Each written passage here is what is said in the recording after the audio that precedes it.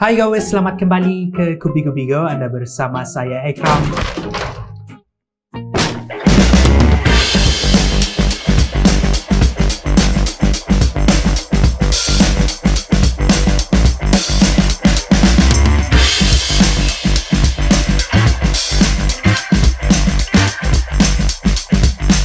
Aku ada satu soalan untuk kau.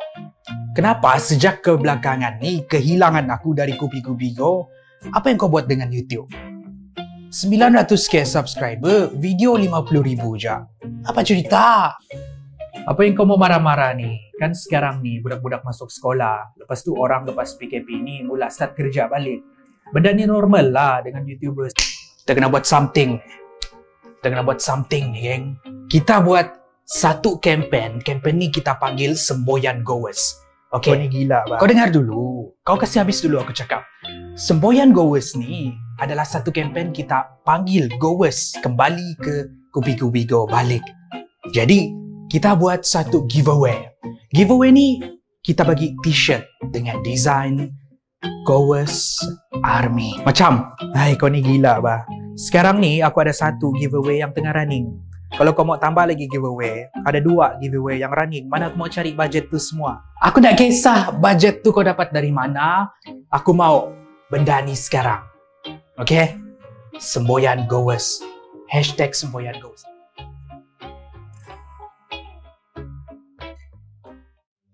Ini laungan semboyan untuk semua Goers. Dari seluruh pelosok dunia. Di Malaysia, di Indonesia, di Singapura dan Brunei. Kubigo memerlukan anda. Semestinya empayar yang gah sekalipun akan musnah tanpa sokongan yang kuat dari para prajurit. Goers nama diberi. Kuat penyokong sejati. Ramai yang pergi tak dapat dijejaki. Sunyi kami di sini bagai kehilangan bini. Kosongnya tempat tiada pengganti.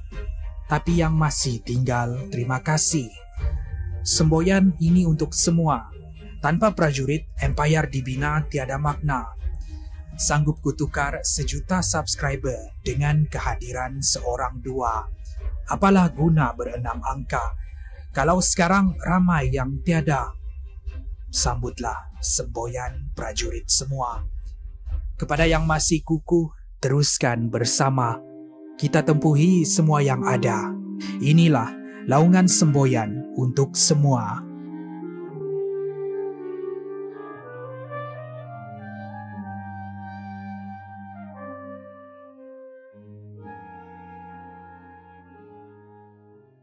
Hai guys, selamat kembali ke Kubigo. Anda bersama saya Ekram. Macam yang Iki cakap tadi, dia mau mula satu kempen yang dikenali sebagai Semboyan Goers. Katanya kempen ni untuk memanggil semua Goers yang dahulu aktif tengok Kubigo sekarang tidak lagi menonton video Kubigo.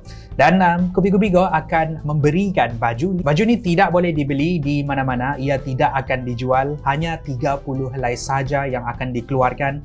Baju ini untuk menghargai Goers di luar sana yang menyokong Kubigo sehinggalah hampir 1 juta subscriber. Dengan itu pastikan kita ajak rakan-rakan kita, Goers kita yang lain berpeluang untuk memenangi t-shirt limited edition yang hanya dikeluarkan 30 helai sahaja. Giveaway ini akan berlangsung sekali dengan giveaway t-shirt Kubigo yang saya tengah pakai sekarang ni, dan semua baju-baju tu akan dihantar pada hujung bulan ini. Apa-apa pun kita teruskan dengan video kita pada hari ini. Sekali lagi video tentang kartun-kartun Disney dengan kisah pengakhiran yang sebenarnya aneh dan ganjil, berbeza dengan yang ditunjukkan di dalam versi-versi Disney. Bayangkan kisah Cinderella sebenarnya berakhir dengan dia membunuh ibunya sendiri. Begitu juga dengan kisah Pinocchio yang sebenarnya dia adalah seorang budak yang jahat dan dibenci oleh orang ramai. Hari ini kita akan melihat kisah pengakhiran sebenar kartun Disney yang aneh dan pelik. 5. Sleeping Beauty sebenarnya dinodai. Kartun Disney pertama yang akan kita rungkai ialah kisah Sleeping Beauty. Kalau mengikut versi Disney yang disiarkan pada tahun 1959 dahulu, Sleeping Beauty ataupun nama sebenar dia Putri Aurora adalah seorang putri yang disumpah oleh seorang ahli sihir yang bernama Maleficent. Maleficent menyumpah Puteri Aurora disebabkan dia tidak dijemput untuk datang ke majlis kelahiran Puteri Aurora. Selain menyimpan dendam terhadap ayah Aurora iaitu Raja Stephen, sumpahan ini membuatkan Puteri Aurora akan tidur. Tidak sehingga seorang putera raja dan juga teman sejati dia datang, mencium dia, barulah dia akan terbangun. Di akhir kisah Sleeping Beauty, putera yang dikenali sebagai Putera Philip datang menyelamatkan Puteri Aurora dan mereka hidup bahagia selama-lamanya. Tapi, kisah Sleeping Beauty yang sebenar jauh berbeza dengan kisah Sleeping Beauty versi Disney. Kisah ini yang ditulis oleh Italo Calvino di dalam buku Italian Folktales. Mengikut versi Italo, Sleeping Beauty tidak disumpah oleh mana-mana ahli sihir, tetapi dia diberikan ubat tidur dan dipaksa tidur oleh ibunya sendiri. Tidak berhenti di situ, putera yang sepatutnya datang menyelamatkan dia menodai Sleeping Beauty semasa dia sedang tidur, membuatkan dia melahirkan 2 orang anak. Apa yang lebih menjijikkan bila nenek Sleeping Beauty mengorbankan 2 anak yang lahir ini dan menjamukan daging anak kepada ayah Sleeping Beauty. Di dalam versi ini, Sleeping Beauty tidak hidup bahagia selama-lamanya tetapi menderita tanpa dia tahu. 4.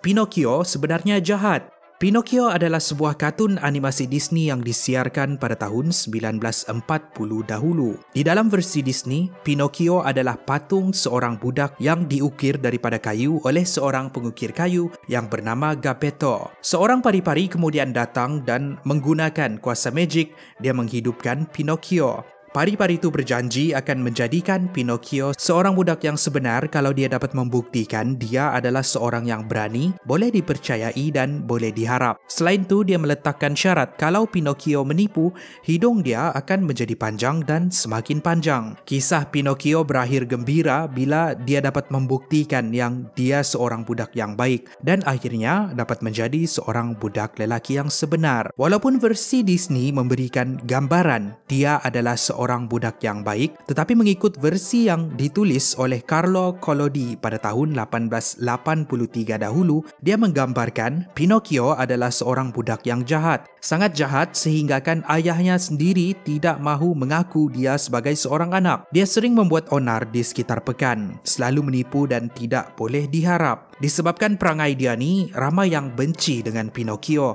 sehinggakan dia ditangkap dan digantung. Begitulah kisah sebenar Pinocchio mengikut versi asal. 3. Pocahontas sebenarnya dijadikan hamba abdi. Pocahontas, satu-satunya animasi Disney yang diinspirasikan dari sebuah kisah benar. Disney menyiarkan Pocahontas pada tahun 1995, menceritakan tentang bagaimana Pocahontas iaitu seorang anak gadis ketua kaum anak orang asli Amerika jatuh cinta dengan seorang pegawai British yang dikenali sebagai John Smith. Mereka berdua cuba untuk mendamaikan puak orang asli dan juga penjajah British supaya tiada lagi peperangan di antara kedua-dua pihak. Mereka mengharungi pelbagai cabaran bila cinta mereka ditolak disebabkan perbezaan darjat. Kisah Pocahontas berakhir sedih bila akhirnya John Smith terpaksa pulang ke England meninggalkan Pocahontas. Tapi, macam yang saya cakap tadi, kisah Pocahontas sebenarnya diadaptasi daripada sebuah kisah benar. Kisah seorang wanita yang bernama Pocahontas Matoka, anak seorang ketua puak kaum asli yang lahir pada tahun 1595. John Smith juga adalah orang yang memang benar-benar wujud. Mereka mendirikan koloni di Amerika pada tahun 1607. John Smith dan Pocahontas memang ada menjalinkan hubungan. Dipendekkan cerita, disebabkan konflik di antara penjajah dan juga kaum asli, Pocahontas telah diculik oleh seorang kapten yang dikenali sebagai Kapten Samuel Argall dan dibawa ke England untuk dijadikan tahanan. Kenapa? Sebab ayah Pocahontas ada memenjarakan pegawai British dan syarat untuk Pocahontas dilepaskan ialah untuk melepaskan dulu pegawai-pegawai British yang dipenjarakan. Pocahontas tidak pernah dilepaskan, malah dia dibaptis, diajar bahasa English dan namanya ditukar kepada Rebecca. Namun begitu, walaupun berada di England, dia masih memainkan peranan untuk mendamaikan puak kaum asli dan juga penjajah English. Ini semua ada dicatatkan di dalam sejarah yang boleh dibaca di history.com. Kisah Pocahontas bertukar tragis bila dia meninggal dunia pada 1617 disebabkan menghidapi penyakit. 2. Kisah Cinderella yang sebenarnya zalim. Antara watak Disney yang paling ikonik di dalam senarai ini iaitu Cinderella, seorang anak gadis yang baik hati datang dari keluarga berada, tetapi dianiaya oleh ibu dan kakak tirinya. Melihat nasib malang yang menimpa gadis ini, seorang pari-pari datang kepada Cinderella. Dia memberikan Cinderella baju yang cantik untuk menghadiri satu majlis tari-menari di sebuah istana. Tapi, tepat pukul 12 malam, baju yang dipakai akan berubah kembali menjadi hodoh. Di istana, Cinderella jatuh cinta dengan putra raja. Tapi malam yang bahagia tidak lama bila dia terpaksa balik sebelum bajunya bertukar menjadi hodoh. Kelang kabut berlari, kasut Cinderella tinggal di tangga. Putra raja tadi mengutip kasut Cinderella dan tekad untuk mencari Cinderella. Dengan itu dia pergi ke sekitar kawasan pekan membawa kasut kaca dan dia meletakkan syarat, kalau ada anak gadis yang boleh memakai kasut ini, maka dialah yang putra raja tu akan kahwini. Akhirnya, kisah Cinderella bertukar bahagia bila Cinderella dapat mengenakan kasut tadi sementara ibu dan kakak tirinya dihukum. Dia meninggalkan ibu dan kakak tirinya dan hidup bahagia bersama putra raja. Tapi, kisah pengakhiran Cinderella mengikut versi asal Grimm jauh lebih dahsyat. Ketika putra datang ke rumah mereka, ibu tiri Cinderella memaksa anak-anaknya untuk memotong jari kaki supaya mereka dapat memakai kasut kaca Cinderella. Semasa Cinderella menjadi pemaisuri pula, dia menghukum ibu tirinya untuk memakai kasut besi yang dipanaskan dan mengarahkan ibu tiri dia menari sehingga meninggal dunia. Itulah pengakhiran kisah asal Cinderella. 1.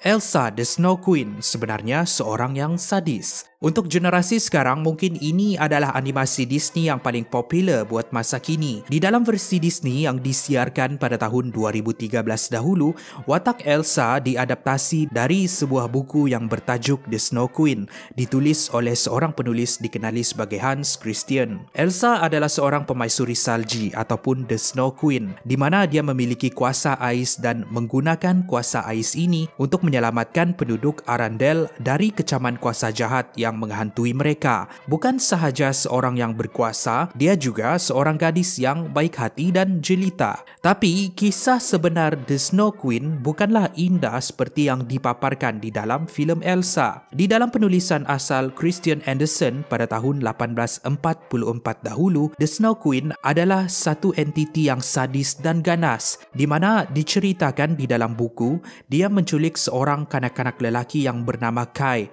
selepas dia mencederakan Kai dengan menusuk mata Kai dengan kaca yang tajam. Tujuannya supaya Kai tinggal bersamanya selama-lamanya. Kai kemudian diselamatkan oleh rakan baiknya dikenali sebagai Gerda. Gerda menyerbu istana ais The Snow Queen sebelum melarikan diri bersama Kai.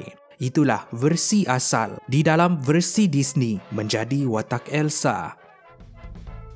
Terima kasih kerana menonton. Itu adalah video kita pada hari ini. Sebuah topik lagi untuk merungkai pelbagai fakta-fakta dan memberikan anda maklumat yang menarik. Macam yang Iki cakap tadi, pastikan anda sertai 2 giveaway daripada kami. 1 giveaway t-shirt Kubi-Kubigo dan juga 1 giveaway t-shirt Gowers Army akan dikeluarkan sebanyak 30 helai sahaja. Caranya mudah. Anda tinggalkan komen di ruangan di bawah dengan hashtag #SemboyanGowers dan cek di description. Ada satu borang untuk anda isi alamat email ataupun nombor telefon untuk kami menghubungi anda. Akan lebih banyak lagi episod menarik dimuat naik pada setiap hari. Saya jumpa anda di episod yang seterusnya. Kubi-Kubigo, menarik setiap hari.